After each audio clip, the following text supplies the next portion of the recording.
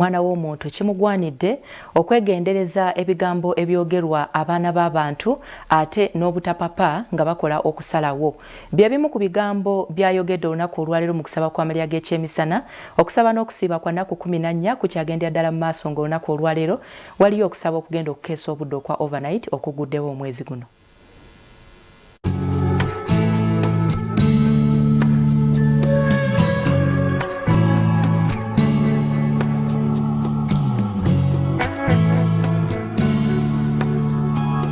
Mukusaba kwa lancha olunaku olwaleero ku House of Prime Ministers International omusumba w'ekkanisa na Rosias Bujjingo gy'asinzidde n'asaba bakkiriza ne bannayuganda okusengekanga mu bye boogera eri bannaabwe basobole okumalawo obuteesigangana.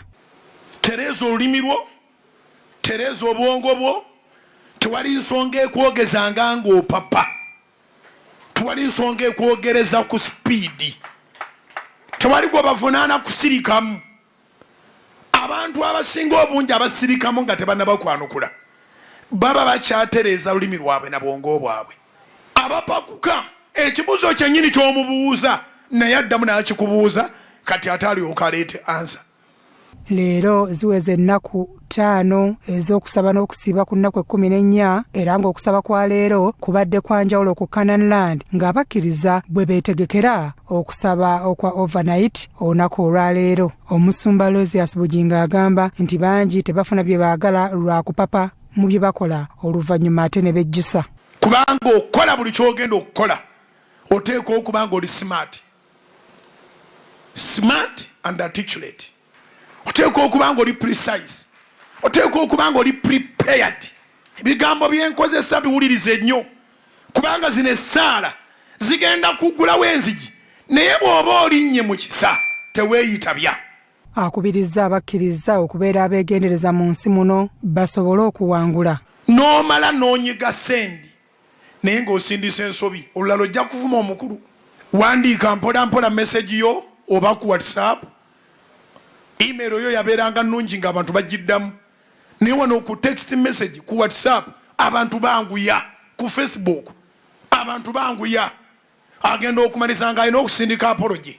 Omusumba Rosias Bujjingo ayogedde ku nsonga y'abanyooma emirimu n'abasaba okukikomya kubanga buli abaako kyassaawo afuna ekigulira magala eddiba. Guno omulembe gulimu ssente zivuluuja buvuluuja.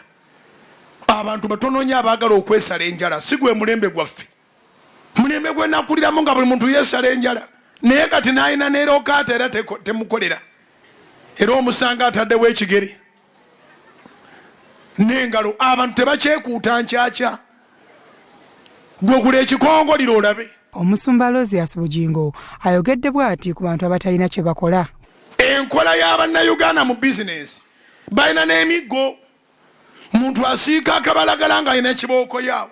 So singa olinawo pulaani y'abaana ng'olina k'otegekawo ak'abaana buli abatuusiza okunywa caayi abaana bonna be kuba pulaani yawa bwe tugula ebyokunywa ebyokuliirako.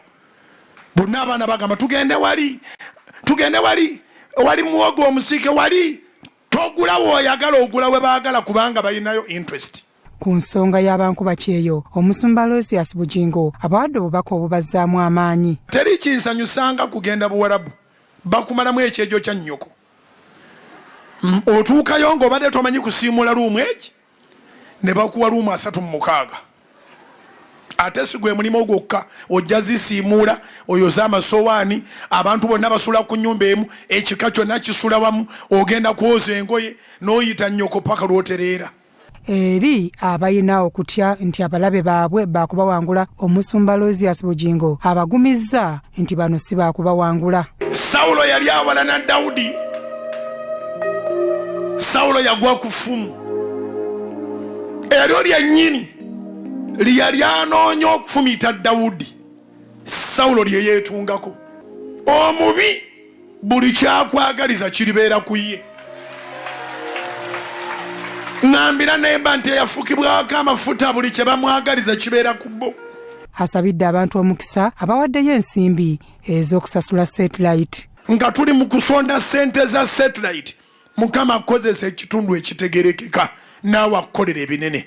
Abamaze okuzireeta mbasabira, abazireeserero mbasabira, abagenda ozireeta mu Sunday service mbasabira, abazitutte mu banka, abaziweereza ku ssimu, abasinzidde ebweru, Katonda abakole bulungi. Leero kusaba kwa overnight era nga abakkiriza batandise dda okweyiwa ku ttaka ettukuvu okukwetabamu, so nga ennaku 14 ez'okusaba n'okusiiba zitambuddeko ennaku 5 era nga bwe twetegekera olukuŋŋaana gaggadde olwa Independence Night olugenda okubeera mu kisaawe e Kololo ng'ennaku z'omwezi 3 omwezi ogwa Septemba omwaka guno.